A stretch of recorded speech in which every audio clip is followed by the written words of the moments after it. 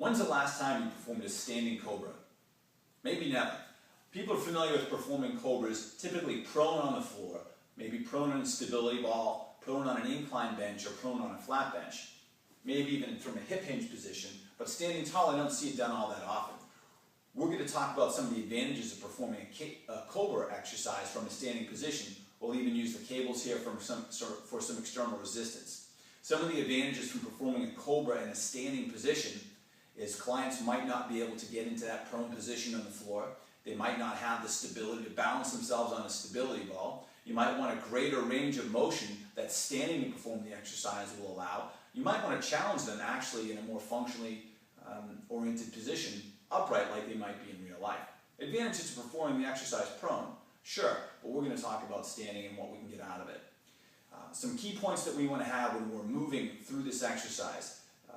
We want to make sure that at the scapulothoracic joint, I know it's a fake joint, I'm just saying that, we want to get retraction, depression, and then some downward rotation of the scapula. At the humerus, the glenohumeral joint, we're going to have some extension and external rotation.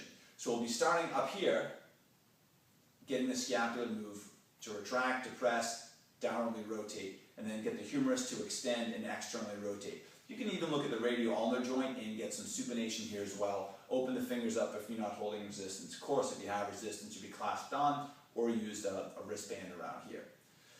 Key points for extension, we're going to come from a flexed position, even with the plane of the body, perhaps 10 to 15 degrees back, but really get that external rotation through the glenohumeral joint.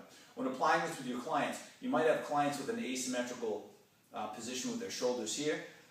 If a client is already depressed and protracted, the cobra might not be the best exercise for them. True, the cobra will help you with retraction, but if you're already downwardly rotated and depressed at the scapula, you don't need a heck of a lot of cobra work on that right side.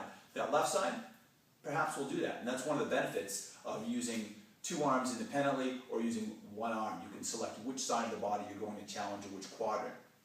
As far as the positions that we're going to review today, standing tall, core engaged, this is kind of the beginner position. Make sure that the core is maintained nice and still, the ribs and the pelvis are lined up, and we're moving that upper extremity or quadrant exactly how we want to do that. You can cue cervical alignment or anything else that you need to during this position.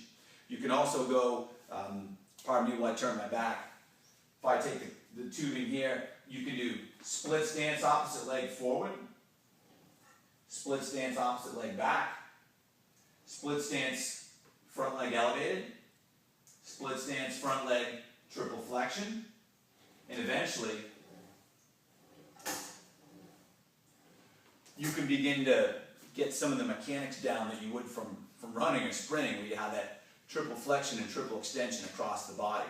It gets our clients to get some shoulder stability or core work for that upper quadrant, if you count this as part of your core, in a different position. Maybe you burn a couple more calories, but you get them to orient themselves against gravity, and maybe it's a little bit easier for you to cue or to challenge them or to find some imbalances that they might have that they might be able to hide when they're on the floor. If you haven't tried this before, I would encourage it. You can use tubing, you can use cables, you can use any form of external resistance, or just body weight for someone who's a true beginner.